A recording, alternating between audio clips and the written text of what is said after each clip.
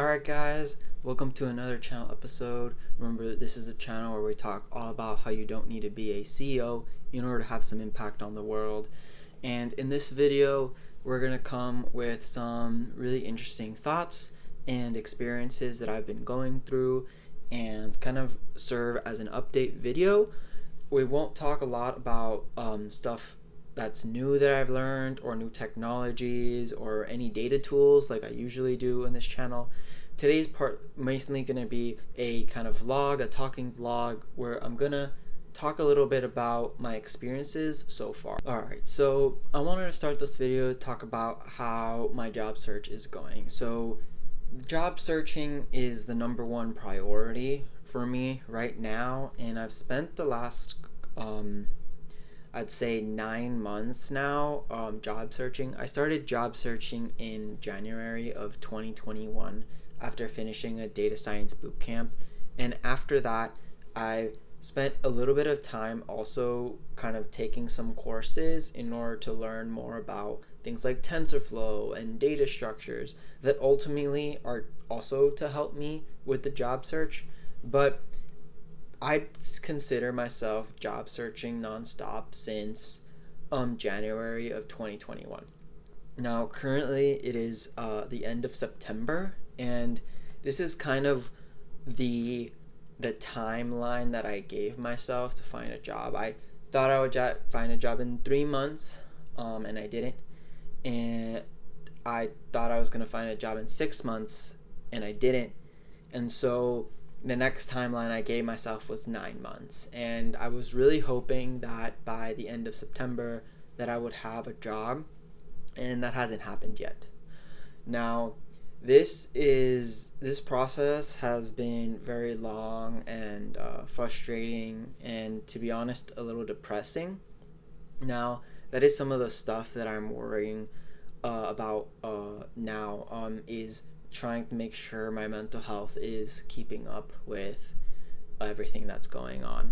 So lately I've spent a lot of time very aggressively applying to jobs, and I've been getting way more responses than I have been getting in a while. Actually, I am talking to a lot of recruiters, and they're moving me on to phone screens and then first interviews, and then I'm getting to some on-sites, but to be honest, not a lot. And after that, I haven't gotten any offers to this day. And it's hard to really diagnose what's going on there because there's so many variables that have to be played with. But I would say that an interview really consists of 3 parts. First is getting the interview, then is passing the behavioral and cultural aspect of it, and then finally the third thing is algorithms. Now, I've been studying the algorithms for a really long time, and so when I'm in interviews I tend to think that I do really well, and this is something that I've found that is testable. You either get the algorithm right that they test you on, the question that they give you, or you don't. And so lately I've realized that I've been getting questions and I've been answering them pretty well, and with with a really good time complexity and an optimal solution. So I started to realize maybe it's not that third aspect of applying that's really getting me. Maybe it's something else. Maybe it's the behavior, and maybe that's my resume. And so I have been getting a lot of responses lately, so I think my resume is doing okay. So I guess the only last thing for me to look at would be my behavioral. And so lately I've been trying to think a little bit more about what companies are looking for in a behavioral, what kind of questions to ask, how to act, coming into terms with the fact that my personality might not be enough. I might need to kind of fake it until I make it for some companies, because some companies, I'm just going to bring up a really easy example here. Some companies like Google are looking for someone who has that, those Google qualities, whatever they might be. And that might be something that can be learned, and people work towards too. It doesn't have to be something that's inherent about you. And also, those categories are so broad that anyone can really meet them. So I think that in that Google example, if I were to apply to Google, I would look at those values and try to like, talk about them, kind of act it out rather than, just be them personality wise. And maybe that might help me get the job more, because when it comes to behaviorals, it's not like algorithms where you get, a pass fail. It's more like, did this guy feel like he should work at Google? And then, the interviewer goes yeah or no, but then you don't really get any feedback on that, because they're not going to tell you that, oh, by the way, we didn't really like your personality, and that's why we didn't hire you. They're not going to say that. They're going to blame it on your algorithm being too slow, or just them finding someone better. Right, so that was like the interview that I've been kind of dealing with. So first we talked about kind of like the timeline. Then we talked a little bit about how the interviewing is going, and now I'm going to talk a little bit about how I'm feeling about that. So honestly, these last couple of weeks I've been really struggling, and I haven't really realized it because I was so focused on studying for these interviews and on-sites that I was getting.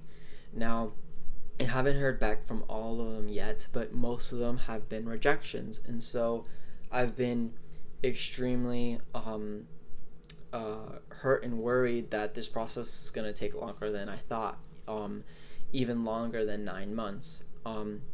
So missing a goal like that, it makes me pretty sad, and it makes you kind of feel like worthless. But I need to understand that this is just a feeling that I'm feeling, and it has nothing to do with my actual work productivity or my value in life. It's just the situation right now is very tough to get a job, and so I've been struggling a lot to get my first role.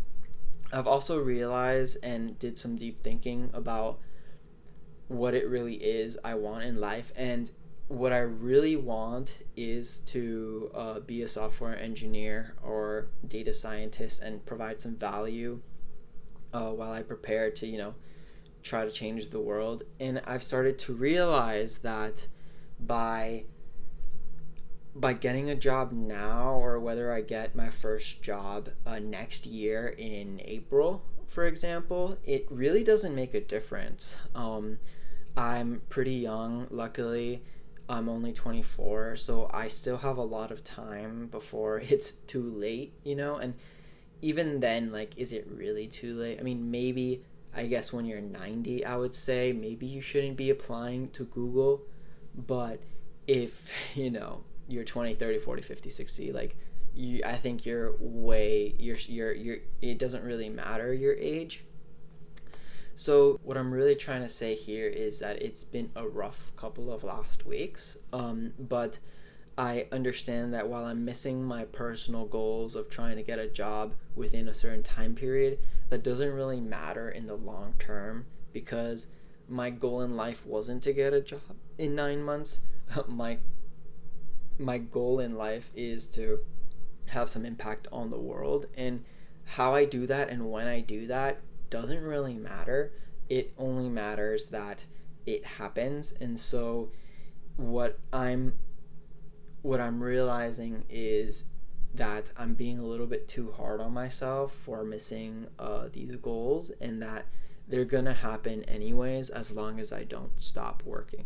And so that's kind of my message to you guys, is if you're interviewing for a job, if you're in a job and it's hard, or you're trying to change the world, don't stop. If that really is your goal, don't stop. And if you miss intermediate goals while you're trying to get to your final goal, usually that won't matter. Sometimes they might be deal breakers, but most of the time they're not. And so in my case, while I'm pretty bummed about not being able to get a job in a certain time period, in the long run, and I'm gonna look at it and be like, yeah, that was the period of time I was looking at for a job, and it's not really gonna matter if I got it in 9 months or 10 months. I'm not even gonna remember, well, unless I watch this video, and then I'll know. But alright guys, so that was it for this video. talked a little bit about how I was feeling, the interview process, and a little bit of advice towards the end.